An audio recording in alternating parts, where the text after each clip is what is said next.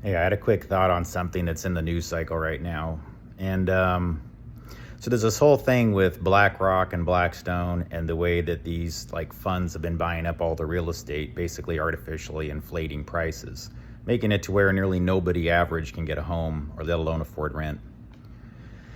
And it's increasingly displacing people. But if you know what I know and what many others do about this whole propped up fake monetary thing, where there's a lot of people out there that are just paper fictions that they turn into sort of like, characters that manage all these funds and then wind up being like one person they allege to own like 30,000 houses. That's actually something they're trying to sell us as reality. That's straight up Dadaism. That's straight up absurdity. It doesn't really happen that way. That is an icon character representing a much bigger series of interests, okay?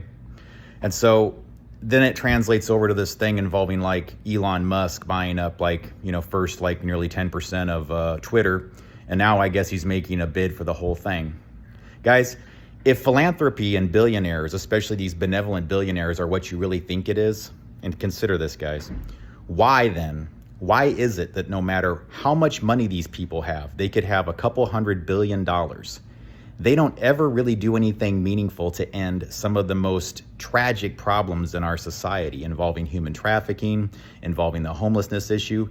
I guess you could make arguments, guys, that homelessness is a separate thing, but in essence, it's not. It's the same power structure that basically disadvantages one group to prevent the other from receiving the kind of assistance they need. And it just gets worse and worse because you know what? You're buying the deception. You're not questioning a single thing. So now that the MSM has succeeded in getting you tired of the whole, scare tactics thing, we figured it all out. We know that they're full of it. We don't buy it anymore. Well, now they're going to go for the other angle. Now they're going to sort of falsely and nefariously inspire you, get you to advocate for things that actually may do you more harm, or just hand over the interests over to another charismatic character that you've bought into their lore. I don't know. Well, look, I kind of know where the origins of it are, guys. I'd be saying, you've seen my material, you kind of get it. So let me ask you something then.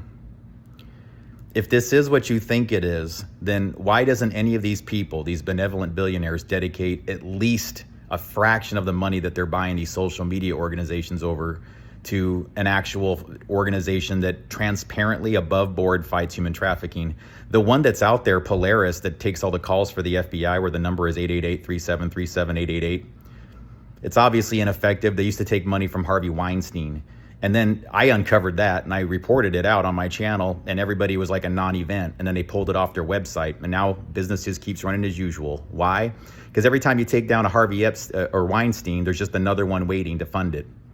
But they've got to get a little bit more clever. They've got to find people that are charismatic, people that you like, people that you want to advocate for. That's okay, guys. It's okay to like these people, but you must question them, okay? It's stupid not to question them. Question this narrative and say, great, you're doing that. Now what do you got? Can you solve this other problem? Just think about it a little bit. Just some food for thought.